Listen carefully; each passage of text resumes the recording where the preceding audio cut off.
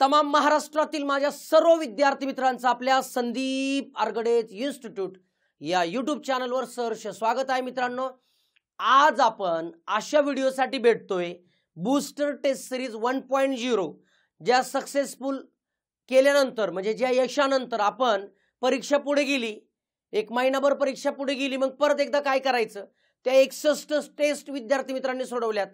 आता पुन्हा एकदा बूस्टर 2.0 मी घेऊन आलोय। ही टेस्ट सिरीज म्हणजे काय आहे मित्रांनो, लक्षात ठेवा। एकतर महत्त्वाचा मुद्दा आपला दररोज गणित बुद्धिमत्ताचा स्वतःहून अभ्यास होणार नाही, मग त्यासाठी ह्याच्या दररोज मी 20 प्रश्नांच्या माध्यमातून टेस्ट सिरीज लॉन्च केलेली आहे। मग या टेस्ट सिरीजची जी PDF आहे, आपल्या संदीप आरगडे इन्स्टिट्यूट नावाचा टेलिग्राम चॅनल आहे, त्याच्यावरती दुपारी बरोबर 12 वाजता टेस्टची PDF अपलोड होते। ती टेस्ट सिरीजची PDF प्रिंट काढायची, सोडवायची आणि मग त्याचा व्हिडिओ पाहायला मिळतो। हा व्हिडिओ आपल्या ॲपमध्ये बूस्टर टेस्ट सिरीज 2.0 या टेस्ट सिरीज नावाने तुम्हाला मिळून जाईल। ही गोष्ट करणं आहे।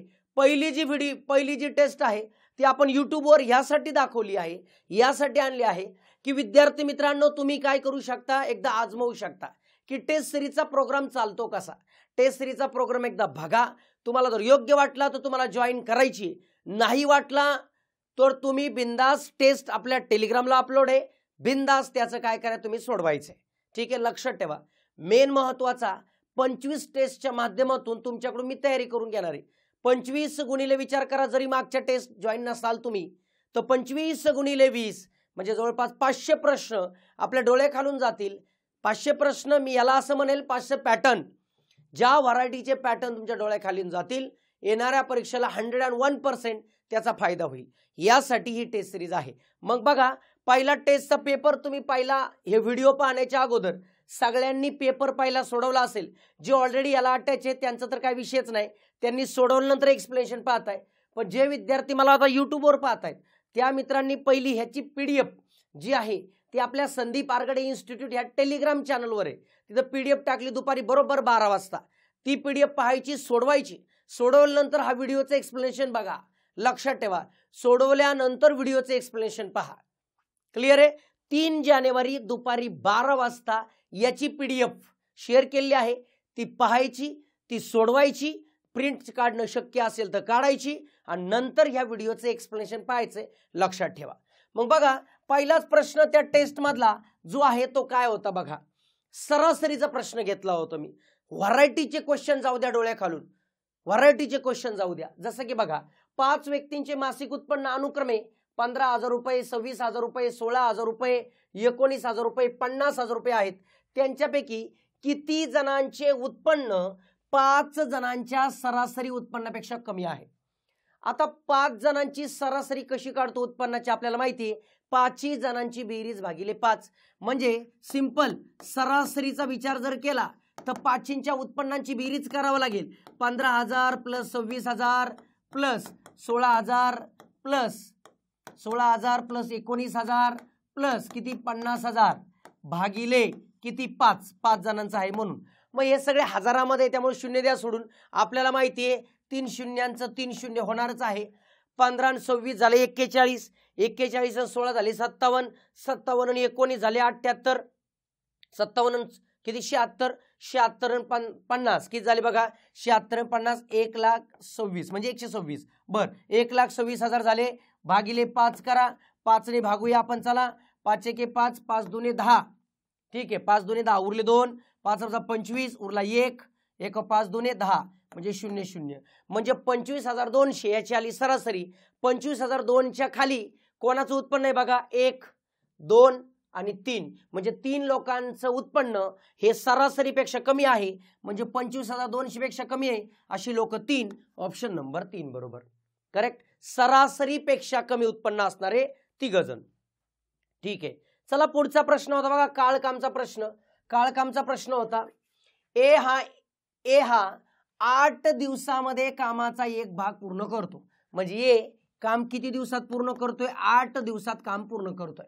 ठीक आहे, बी तेच काम किंवा तोच कामाचा भाग 12 दिवसात पूर्ण करतो, म्हणजे बी तोच काम 12 दिवसात पूर्ण करतो।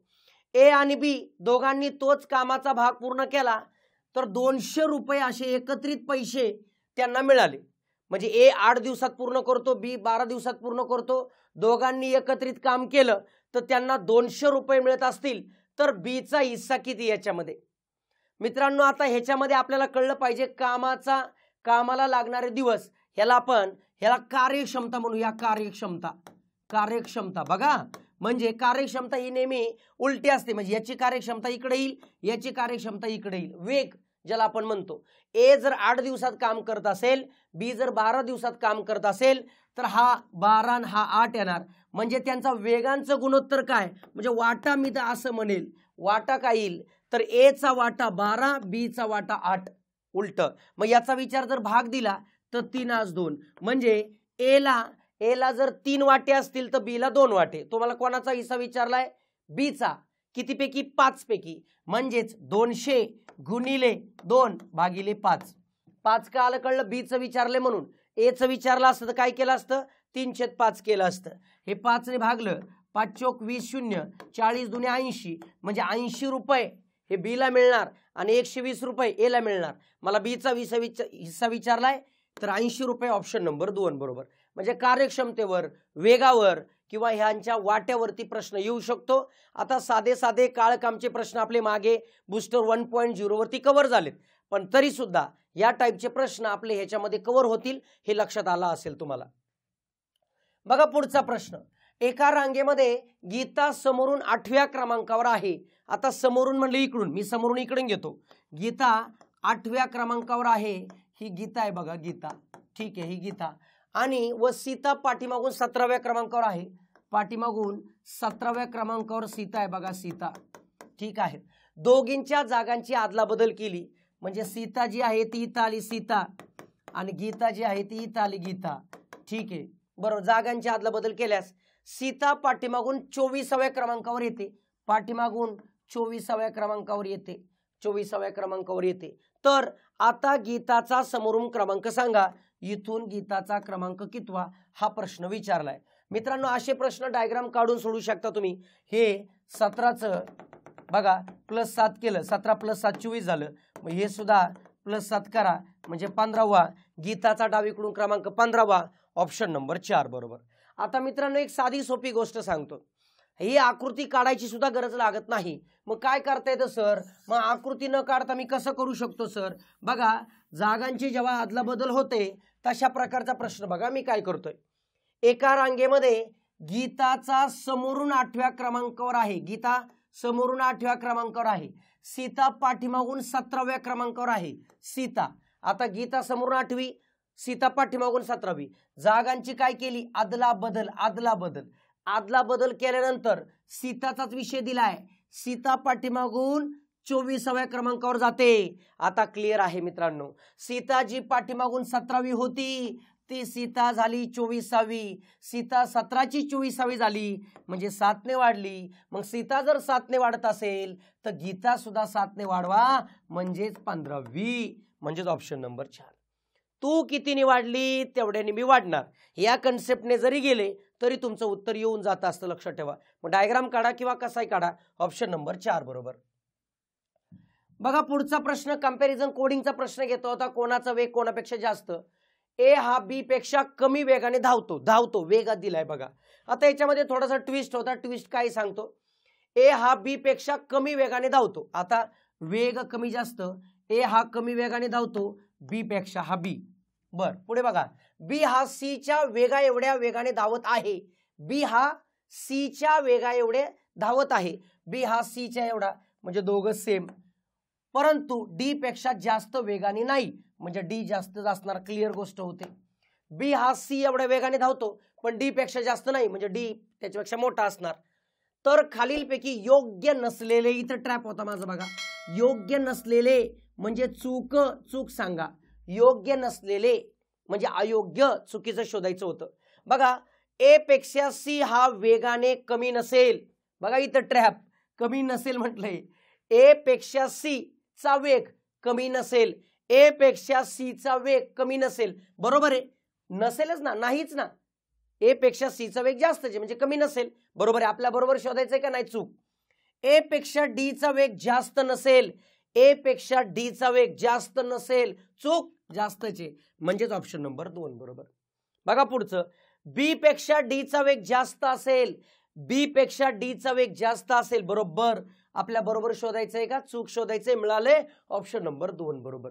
म्हणजे मी इथं प्रश्न बनवताना पण ट्रॅप टाकला होता आणि इथं पर्यायामध्ये पण जास्त वेळा वाचावं, तुम्ही फसावं, शाब्दिक छळ केला होता, तो तुमच्या लक्षात आला असेल.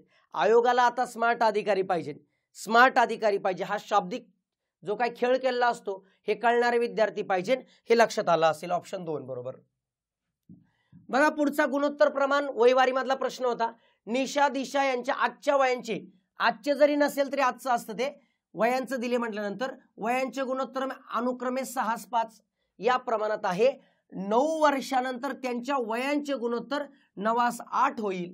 तर आज त्यांच्या वयातील फरक काय विचारलाय. फरक जर नसता विचारला, सेपरेट निशाचा विचारला असता, तर 6ने भाग जाणारं पर्याय उत्तर असतं. दिशाचं आजचं वय विचारलं असतं, 5ने भाग जाणारं उत्तर असतं. आता फरक विचारलाय, साहजिक या दोघांचा फरक किती, 1ने भाग जाणारा पर्याय असेल, सगळ्यांना जाईलच ना. मग आता काय समीकरण बनवता आली पाहिजे.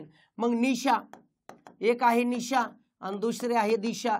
आजचा विचार करा, आजचा विचार, दोघींच्या आजच्या वयांचे गुणोत्तर तुम्हाला लगेच कळेल. 6x आणि 5x आजची वय. 9 वर्षानंतर, 9 वर्षानंतर म्हणल्यावर +9 ऍड होणार, म्हणजे 6x + 9 आणि 5x + 9. 9 वर्षानंतर या दोघांचे गुणोत्तर किती होईल, 9:8, म्हणजे 6x + 9 छेद 5x + 9 बरोबर 9/8. सोडवा मग x ची किंमत येऊन जाईल. बघा 9 8 * 48 x प्लस 9 8 72 बरोबर 9 5 45 x बरोबर प्लस 81. मग आता 45x इकडे आणा, 72 तिकडे घेऊन जा, म्हणजे 3x बरोबर 9, मग x बरोबर 3. x बरोबर 3 म्हणजे x ची किंमत 3 आहे. तर दोघातला फरक विचारलाय आणि मग सेपरेट काढायचं का, नाही. फरक विचारलाय म्हणजे 6x + 5x म्हणजे 1x म्हणजे 3 वर्ष, म्हणजेच ऑप्शन नंबर 1 बरोबर. फरक विचारलाय, फरक काढायचा. पहिल्याचं वय विचारलं असतं तर 18, दुसऱ्याचं विचारलं असतं 15, म्हणजे अशा पद्धतीने आपण गेलो असतो. लक्षात ठेवा, गुणोत्तर प्रमाण मधलं वयवारी आलं, फरक विचारले म्हणून मला समीकरण सोडवायला लागतात. जर फरक नाही विचारला, डायरेक्ट वय जर विचारलं, भाग जाणारी कन्सेप्ट बघायचं. आपला युट्यूबला शॉर्ट व्हिडिओ आहे, तो व्यवस्थित बघून घ्या. 1 मिनिटाच्या त्याची कन्सेप्ट सांगितलेली आहे, भाग जाणारी कन्सेप्ट. चला पुढचा प्रश्न. 400चे 38% म्हणजेच क्षचे 19%. 400चे 38% चे म्हणलं की गुणिले 38/100, तर क्षचे 19%, 19/100. चला कॅल्क्युलेशन करूया. बघा इथं बघून 2 0 2 0 गेलं, राहिलं काय, 4 × 38, 100 इकडे भागिले इकडे गुणिले होईल, वरचा 19 भागिले होईल बरोबर क्ष. मग चला 19 × 38, 4 × 8, 8 × 100 म्हणजे 800. क्षची किंमत 800, ऑप्शन नंबर 3 बरोबर. चे म्हटलं की गुणिले, साधं सोपी मांडणी करता आली पाहिजे. एकदम सोपा प्रश्न घेतला होता मी.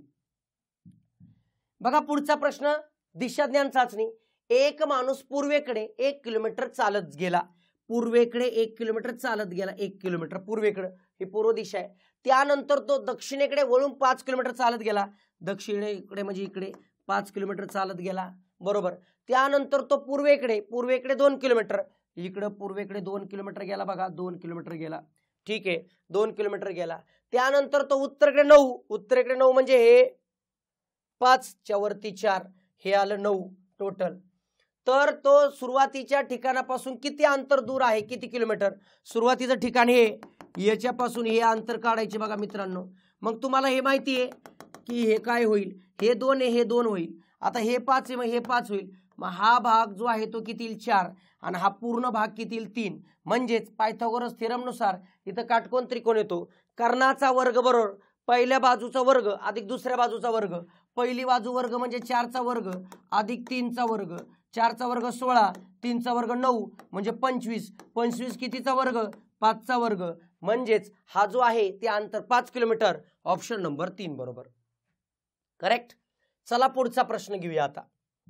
बघा पुढचा प्रश्न, रोहिदास यांनी 14,400 ला एक मोटर पंप खरेदी केला, आपली मोटर, आणि 600 रुपये वाहतुकीसाठी आणि 1000 रुपये बसवण्यासाठी खर्च केला. म्हणजे आता टोटल खर्च किती केला? खर्च तर एकूण खर्च जो आहे तर ती मोटर जी आणली तर 14,400 रुपयाची आणली. आणण्यासाठी वाहतुकीचा खर्च 600, बसवण्यासाठी 1000 रुपये फिटरने घेतले, म्हणजे 15 + 16 16,000 रुपये टोटल त्याचा खर्च गेला. रोहिदासचा टोटल 16,000 रुपये खर्च गेला.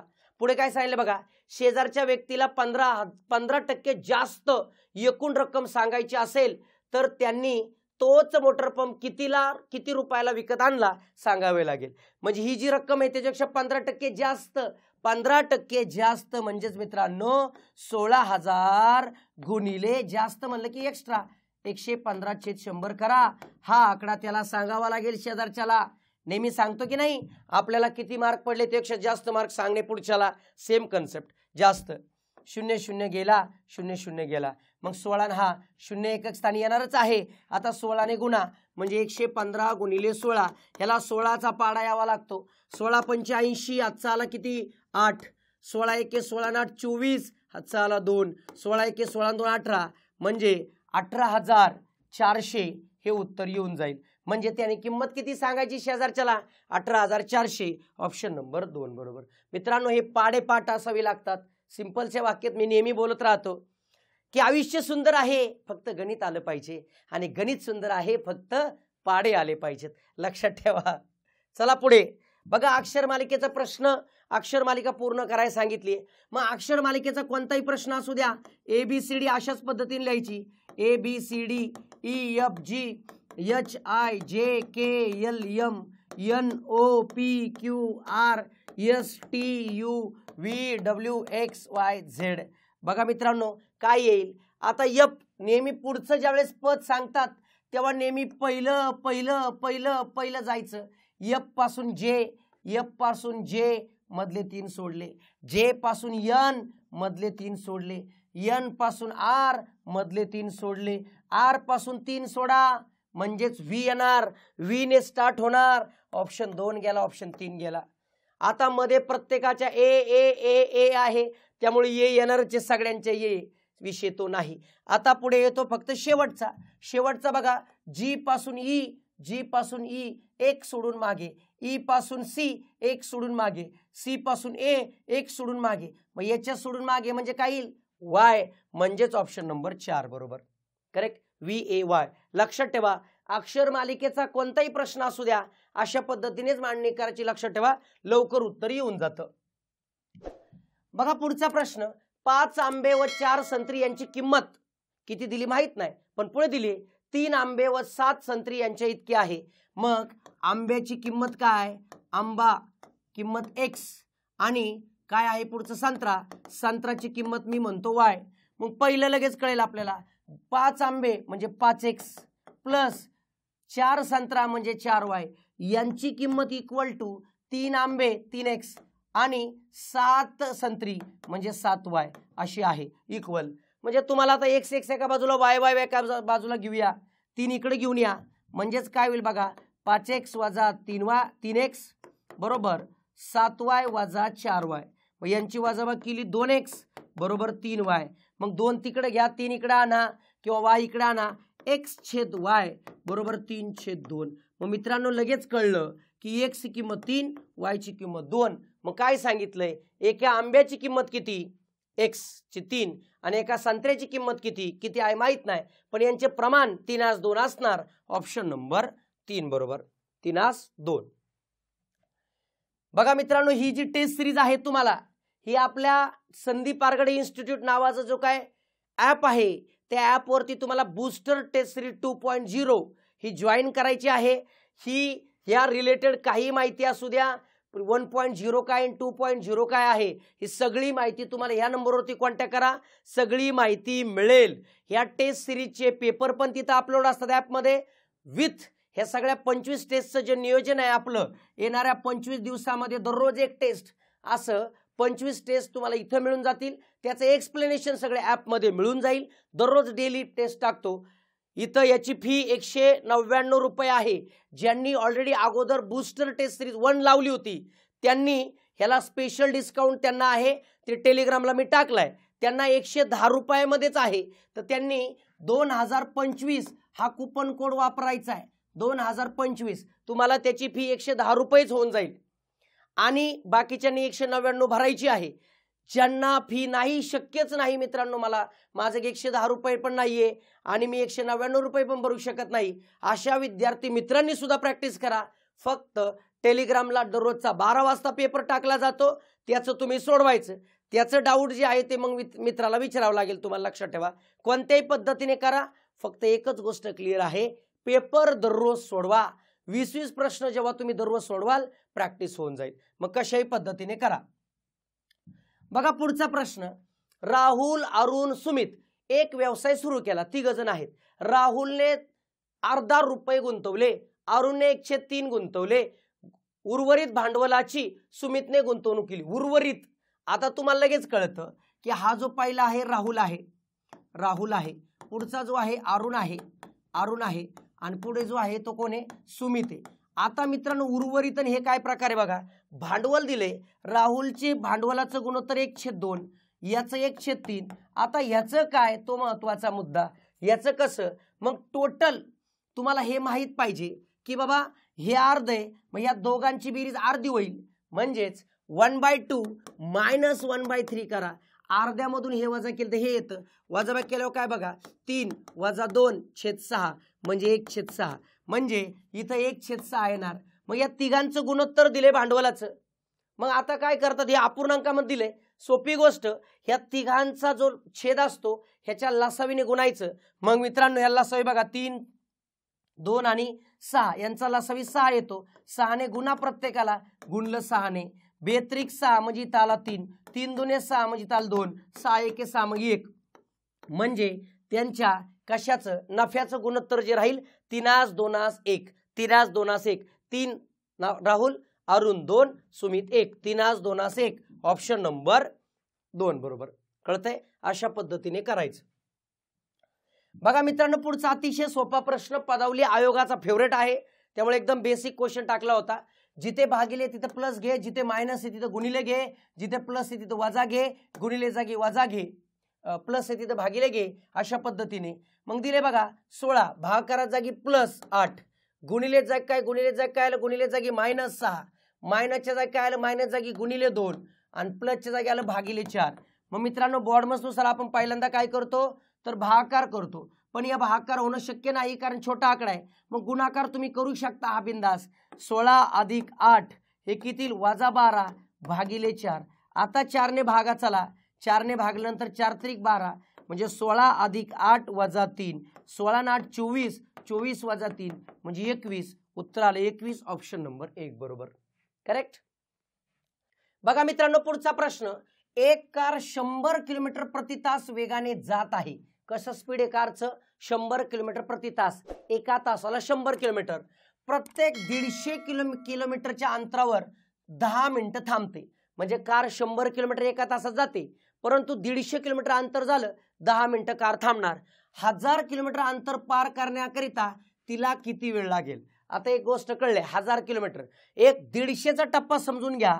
हा 150 किलोमीटर जर आलो 150 किलोमीटर तर कार 1.5 तास प्लस 10 मिनिटं लागणार. लक्षात ठेवा, प्लस 10 मिनिटे. का तर ही कारला येण्यासाठी 1.5 तास लागला आणि तर 10 मिनिटं थांबली. म्हणजे 150 किलोमीटरला असं 1000 पर्यंत जायचे. मग 150च्या 6 पट 900 होतात. म्हणजे असं करत गेलं 900, हे 900 किलोमीटरचा काय फरक होईल तर 150च्या 6 पट आहे ना, मग याच्या 6 पट म्हणजे काय येईल बघा, 15 सक. 150च्या किती पट आहे त्याच्यात आहे, म्हणजे इथं आलं 15 सक 90 म्हणजे 9 तास आलं. लक्षात ठेवा 9 तास प्लस प्लस हे 10 गुणिले 6 म्हणजेच 9 तास प्लस 1 तास म्हणजेच किती तास, 10 तास. 10 तास कुठपर्यंत लागले रे, 900 किलोमीटर पर्यंत 10 तास लागलं. आणि याच्या पुढचा विषय फक्त 100 किलोमीटर आहे, ह्याच्यासाठी 1 तास. 10 + 1 म्हणजे 11 तास. टोटल 11 तास लागतील अंतर पार करण्यासाठी. ऑप्शन नंबर 3 बरोबर. कळतंय? अशा पद्धतीने आपल्याला कळायला पाहिजे.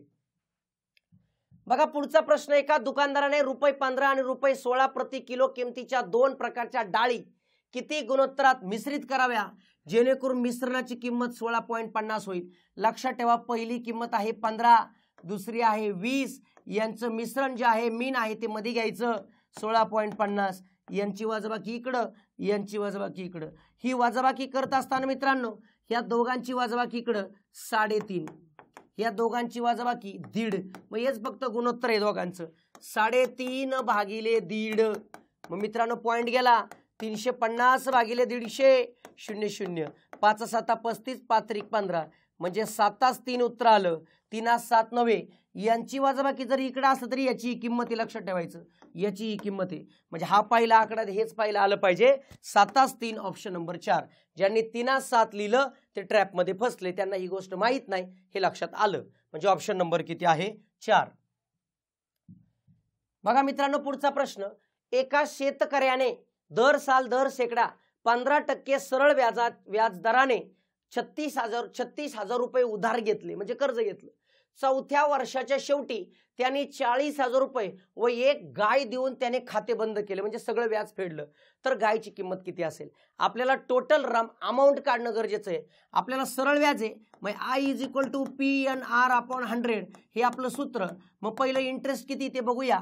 टोटल 36,000 रुपये घेतले होते, किती वर्षासाठी 4, रेट आहे 15 भागिले 100.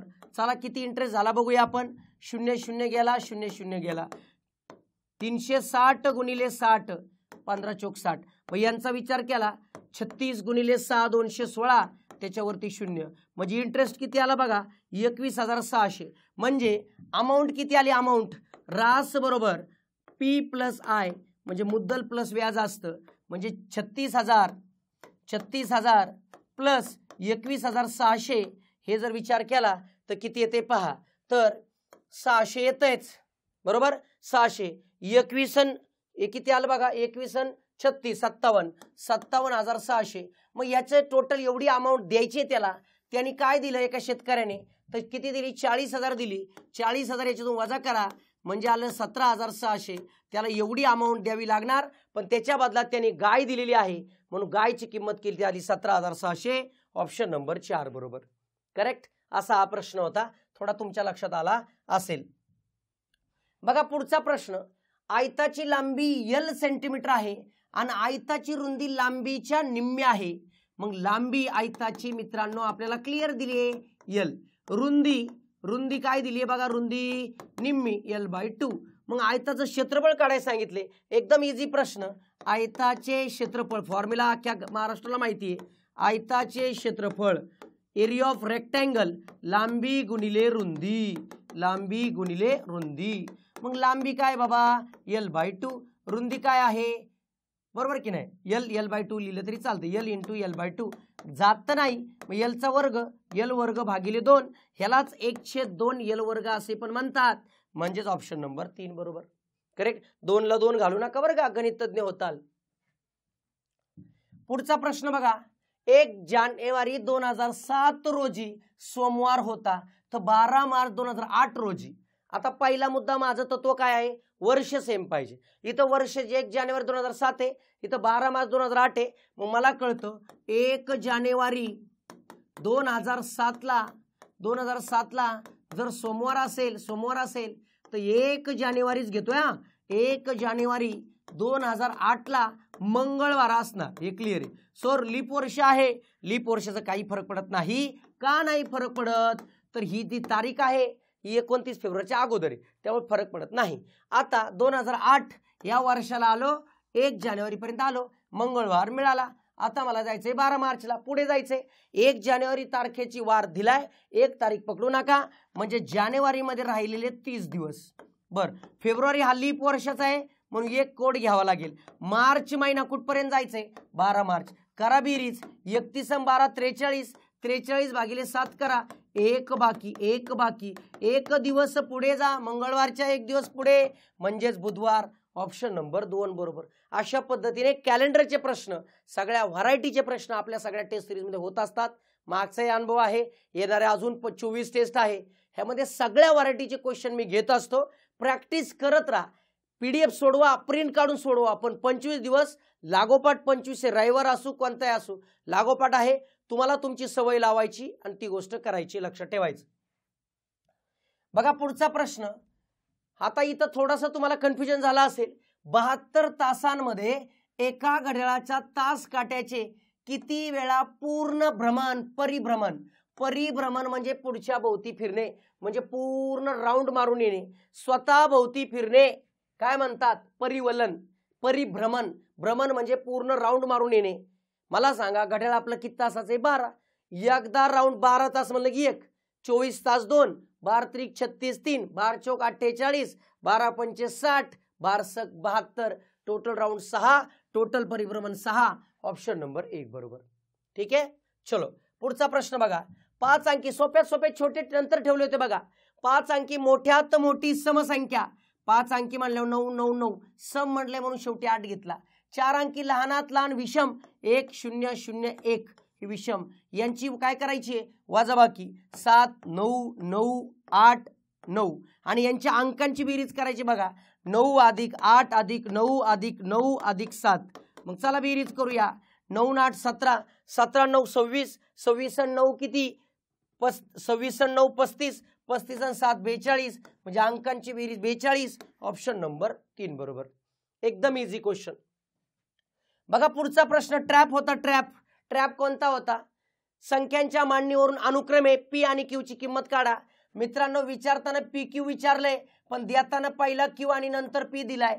पहिली किंमत क्यू चीच आहे, पण विचारताना पी क्यू. ज्यांनी 1 नंबर उत्तर टिक केलंय ते फसलेत, 100% फसले. त्यांना आयोगाचं PYQच कळे ना, आयोगाचे ट्रॅपच कळे ना. जोपर्यंत आयोगाचे PYQ, आयोगाचे ट्रॅप कळत नाही तोपर्यंत तुम्हाला आयोग कशा पद्धतीने फसवतं हे कळत नाही. त्यासाठी मी आतापर्यंत सगळ्यांना सजेस्ट करेल की PYQ बुक मधूनच, आपले मार्केटमध्ये ऑलरेडी अवेलेबल आहे PYQ बुक, त्याच्यामधूनच PYQ क्वेश्चनचीच प्रॅक्टिस करत राहा. इतके क्वेश्चन आहे. आता हा टॉपिक घेतला तर याचे आतापर्यंत 109 प्रश्न आलेत.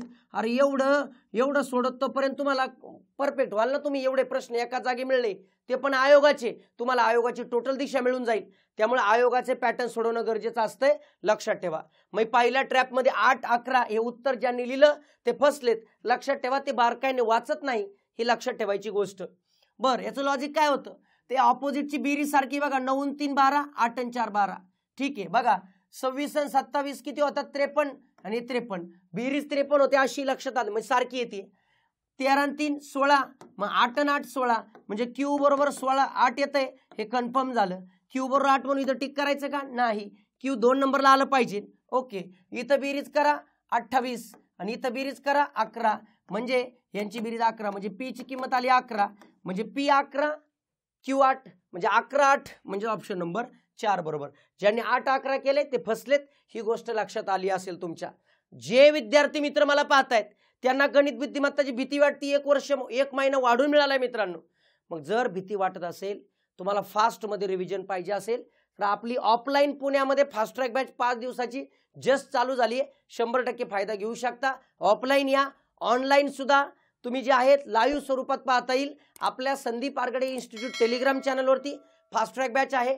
त्याच्या रिलेटेड काही माहिती लागली 100% लाईव्ह पण पाहू शकता, नंतर रेकॉर्डेड पाहू शकता. याच्यावरती तुम्ही कॉल करायचा आहे, बॅचच्या बद्दल माहिती घ्यायची, फायदा घ्यायचा आहे. ते बॅच करा नका करू हे तुमचा स्वतःचा चॉईस आहे, पण प्रत्येकाने पेपर सोडवायचा आहे.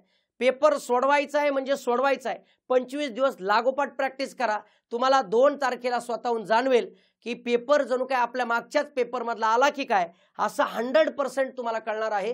कारण मी सगळ्या व्हरायटीचे प्रश्न टाकतोय. तुमची फक्त प्रॅक्टिस होऊन जाऊ द्या, मग परीक्षेला तोच पॅटर्न येणार हे लक्षात येऊन जाईल. कशा पद्धतीने तुम्हाला वाटत असेल, टेस्ट सिरीज कशी होतीये, नक्की फीडबॅक देत राहा, नक्की त्याचा फायदा घेत राहा. भेटूया पुढच्या टेस्टमध्ये. धन्यवाद. यूट्यूबला फक्त एकच टेस्ट असणार आहे मित्रांनो, बाकी सगळे ॲपमध्ये आहे. कारण यूट्यूबला टाकलं तर मग ॲपवाले ओरडतात की मग आम्ही कशाला बाबा तेवढी फी दिली. पण शेवटी साहजिकच 100 रुपये फी दिली आहे, 110 रुपये फी दिली. याच्या पाठीमागं हे जो सगळा खटाटप टीम जी काम करते त्यांचा खर्च निघला पाहिजे, हा उद्देश डोळ्यासमोर ठेवून काम करा. ज्यांना आर्थिकची अडचण आहे त्यांनी फक्त पेपर सोडवा, तो टेलिग्रामला आहे. तुम्ही तुमच्या कशा पद्धतीने फायदा घ्यायचा आहे, तुम्ही त्याचा फायदा घ्यायचा. चालेल. चला भेटूया पुढील व्हिडिओमध्ये. धन्यवाद.